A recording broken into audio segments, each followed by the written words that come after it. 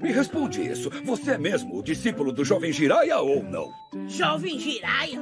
Um jovem? Não trate o sábio tarado como uma criança! Quem esse velhote pensa que é pra falar desse jeito? Eu já disse, Naruto, cuidado com a língua.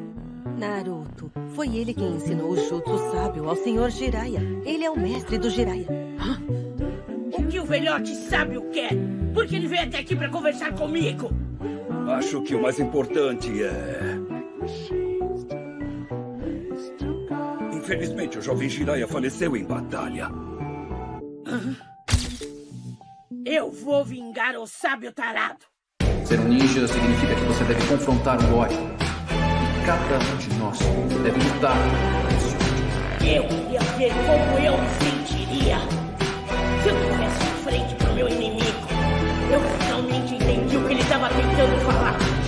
E nada é tão simples assim.